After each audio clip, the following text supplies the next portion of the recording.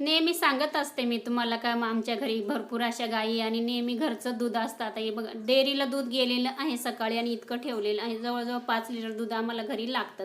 एक चुलीवरती दूध तापत ठेवलं, दुसऱ्या चुलीवरती चहा ठेवलेला आहे. 2 चुली आमच्याकडे असतातच. सकाळची सुरुवात झालेली आहे. ह्या पूर्ण बांधाला बघा आंबे आहे, भरपूर आंबे आहे आमच्याकडे आणि याच्यामध्ये ना गायींसाठी घास केलेला आहे.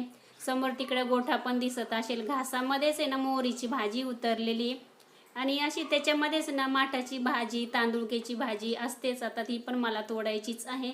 आंब्यांना ना ह्या वर्षी खूप सारा मोहर आलेला आहे बघू शकता. पण आमच्याकडे वारा किंवा हवा असते ना तर मोहर आहे ना पडून जातो.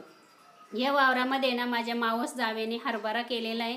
हरभऱ्यामध्ये ना अशी बघा हे मोहरीचे झाडं उतरलेले आहे. ते काही पेरायला लागत नाही आणि गावठी मोहरी मी कधीच मोहरी पण विकत घेत नाही बरं का. आता ही मोहरी छान अशी ना वाळल्यानंतर ती आपल्याला मळून घ्यायची, नंतर तयार होईल. याच्यामध्ये पण गहू केलेला आहे माझ्या मावस जावेनं माझ्या शेतामध्ये आणि तिने असे काही केळीचे झाडं लावलेले 1-2 असे हे बघा आणि त्याला खूप अशा केळी पण आलेले आहे. पण त्या कवळ्या जास्त त्याच्यामुळे ना अजून पिकल्या नाही आहे, त्या वेळ लागेल पिकायला. आणि तिने ना याच्यामध्ये ना 1-2 वाफा थोडासा इथे कोथिंबीर केलेली आहे आणि त्या कोथिंबीरीच्या शेजारीच तिने ना थोडंसं आहे ना कोथिंबीर आणि मेथी पण टाकलेली आहे शेजारी शेजारी. म्हणजे ना ती विकायला नेत असते गावामध्ये माझी जाऊ. इथे आमचा देव आहे, शेतामधलाच देव आहे बरं का हा म्हसोबा आणि साती आश्रम म्हणतात त्याला.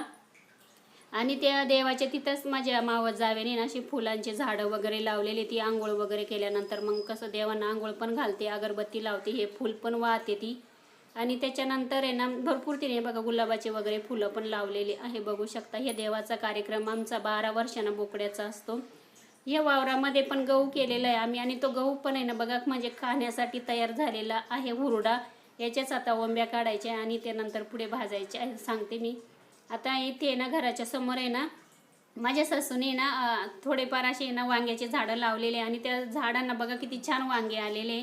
आता ते पण काढतात आणि आता चला मला पण आहे ना घ्यायचे आहे तोडून. मी इतके तोडले बघा, एक भाजीचे निघाले. त्याच्यानंतर या वावरामध्ये इथे ना पपईचं झाड आहे. पपया बघा किती आलेले आहे. चला म्हटलं आहे पपई पिकली की नाही बघूया. आता 2 पपया गारसलेल्या होत्या त्या पण तोडल्या. मी नेहमी सांगत असते का माझे गहू तांदूळ घरचंच असतं सगळं. तर हे बघा इथे ना तांदूळ काढून आणलेले आहे मिलमधून, माझ्या घरामध्ये ठेवलेले. ते पण मला घेऊन जायचे आहे तिकडे. त्याच्यानंतर कामं वगैरे भरपूर आवरले आणि आत्यांचंच काम असतं हे का नेहमी उळा भाजायचा, वंब्या भाजायच्या किंवा हुरडा. छोट्या मुलांना पण खायचं त्याच्यामुळे ते पण असे काहीतरी काम करत असतात. आणि हे बघा आत्या आता आहे ना हुरडा भाजतात. चला इथेच एंड करते.